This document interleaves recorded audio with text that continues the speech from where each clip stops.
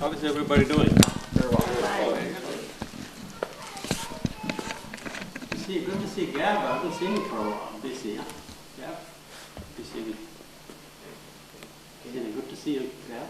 Okay, good for a while. Hey.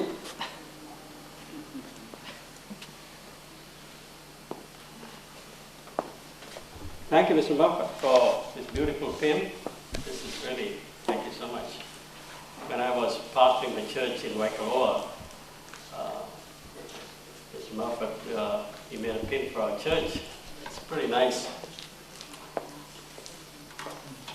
Steve, how are you? See you. Wonderful.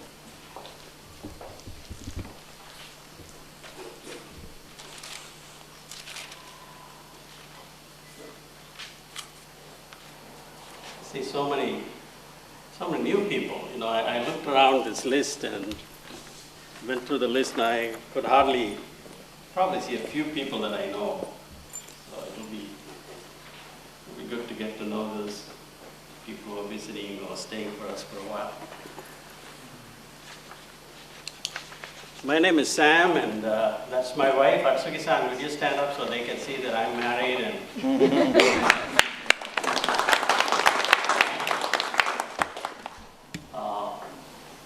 we were blessed by two parents in 2002. And it's been almost 4 years. I couldn't believe it. 5. Wow. Gosh, man. It was interesting experience. It's a very interesting experience, especially when you are interracial, international blessing. It's a challenge. And those of us who are married to people who are other than our own race, you know what I'm talking about, right? It is not a secret. Because we bring our baggages, the good and bad, and our culture, and there's always a culture clash. You know, when you're trying to go through the adjustment period, I don't think you'll ever get used to that, because that's what I'm going to talk about today. It's about the greatest discovery. We're going to talk about the greatest discovery. There are 3 greatest discoveries. One of the things that I enjoy to do when I have some spare time is to watch what we call the Discovery Channel. Okay, I watch the news so that I can get an idea of what's happening in the world, and I'm subscribed to several magazines, so I read a lot. And Discovery Channel is very educational, don't you think? I don't know how many of you watch television, but Discovery Channel is very educational. You get some incredible visual information, and get an appreciation of the Creator, you know, to have a great appreciation for the God who created those unique things underneath the ground, above the earth, and also on the earth. So constantly, when you use the word discovery, means that something has been covered, has been discovered. See, that's what it is. That doesn't mean something created, but it's already been created, it's existing. It's like when Newton sat under the apple tree and the apple fell down, and he said, why should it fall down? Why should it go up? You know, I mean, how many of us seen so many things like that? So he began to come up with a theory called gravity. So everything has mass, you know, upward towards the earth because of gravity. And then some guy came up with a great idea. He said, well, I'm going to defy gravity. So he created the airplane, right? See, so he came up with the idea of propulsion. How many of you have seen this commercial where this guy makes a little wing and stands on the top of the, it's an insurance commercial, actually. Yeah. You know, it's a kind of a creative idea. I don't know how these guys come up with. So this guy kind of has a big wing. He flies over the water. Then the old man comes and sees. Everybody says, "Oh, he's flying, he's flying." This old guy looks at him. He says, "Well, he can't swim." You know, so he falls in the water. I mean, if you study psychology, there is everything behind each commercial. Do you know that? It's a message that they're trying to get across to you. And it's very powerful. They do a lot of research. They, one 60-second commercials cost about $500,000. That's how much, $500,000 that they invest in terms of trying to get, because they want to catch your attention. For example, on Saturdays, if you ever watch the cartoons, there are so many commercials, okay, on all the toys. But do you know, by Saturday evening, all of those toys are already sold out? That's how popular it is.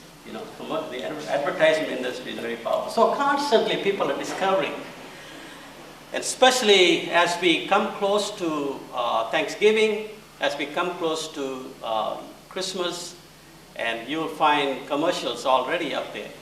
They're trying to attract your attention to the things that they want you to buy.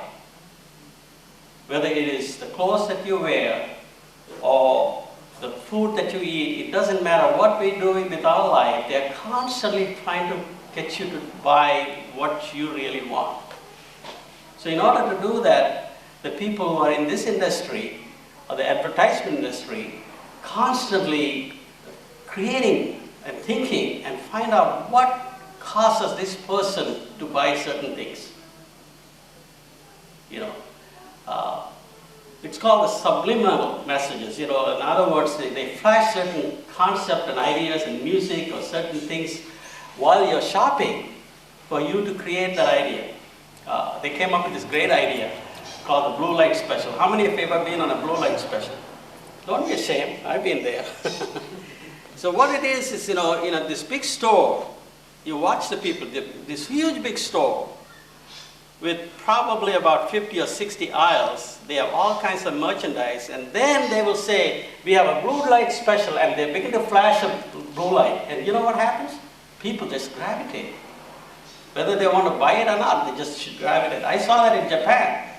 We went over there, and they have these special things that they want you to know. People just gravitate because they begin to realize that somehow we can touch certain psyche or the inside of your heart and your mind that causes you to respond, whether positively or negatively. Okay? So the discoveries, the constantly, I'm discovering a lot of things about my wife. And she's discovering a lot of things about us, because the more that we begin to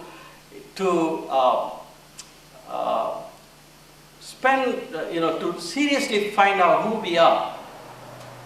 I don't know whether you ever done that or not, but from time to time, I will take some time off, all by myself, to find out what are the areas that I have to improve in my life. Because there are areas that I don't want to go there, because it's very uncomfortable.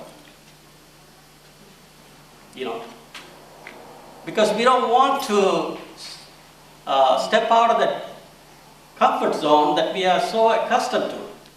So when we are asked to step out of our boxes, so to call, or the comfort zone, we become very uncomfortable. And that's part of growth. See, pain of understanding who we are is part of growth. So if you don't want to grow, you can stay where the box is, and you can stay there forever and without growing. And it breaks the heart of God. It's like the parents, when you have children, when they're small, a 3 or 4 year old, they act like 3 or 4 year old. But when they're 18, they're acting like 3 or 4 year old. Guess what? It breaks the heart of your parent. So sometimes, in order for us to understand who we are, that we need to go through that step of self-discovery. Otherwise, so I need to stand before the mirror and look at myself and say, what kind of a person that I would like to be, 6 months from now, or 6 years from now, or whatever the time that I left in my life. Am I a better person? See, if you would have known me, I'm 62 years old. Probably I'm the oldest guy here in the crowd. Maybe not. Yeah, you are. Thank you. Ron is over there.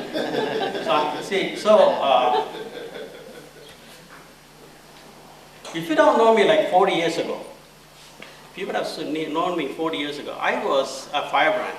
At that time at the university,